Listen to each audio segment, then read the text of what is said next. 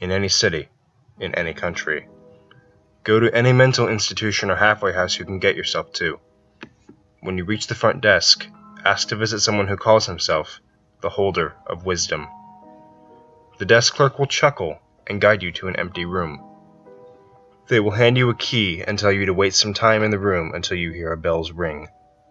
When it rings, you must lock the door through which you entered. Wait until a second ring, and then unlock it. Once those instructions have been carried out, the door will open all by itself and reveal a long hallway.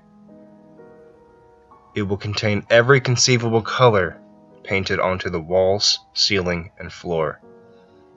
Follow the hallway until you hear a little girl singing. Stop, close your eyes, and stay where you are until the girl finishes the song. If you fail to remain perfectly still, run. Run back to the door through which you came as fast as you can. Jump through the window of the room where you waited earlier, and you might live. Should you be unable to reach the window in time, you will be dragged back into the hallway by something that is definitely not a little girl.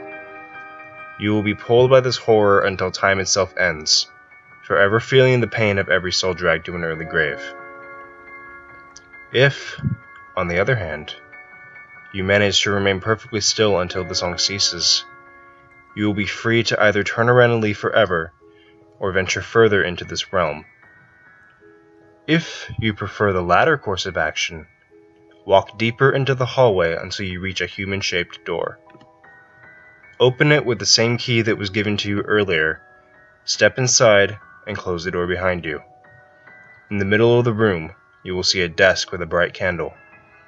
Behind the desk is a man whose face isn't visible behind the shine of the candle. Approach, but always keep the flame between you and the man's face, for if you witness what he looks like, your gaze will be fixed on his until your own hands have removed every inch of skin from your bones. Stop when you are 5 steps away from the desk. The man will raise his hand and gesture you to come closer, but do not step any further than this. Close your eyes and ask him one question. Who will bring them back together? You will hear the man rise from his chair and begin to pray in a language that you will not understand. After 2 minutes you will hear a name. If you hear Anubis, then you had best utter your own prayers, in the short time you will have to do so. But if it is Thor you hear, then you may open your eyes. You will see the man's severed head lying on the desk. It will still be speaking.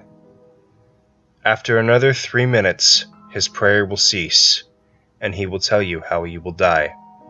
He will describe every minute detail of your horrible death, and you will be unable to move or react while he explains your end.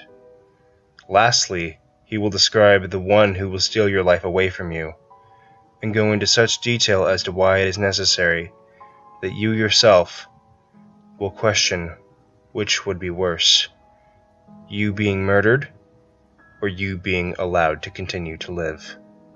Eventually, the head will finish its ghastly tale and roll off the desk. This is Object 9 of 538. It is up to you what you will do with the knowledge of your death. For now, it is inevitable.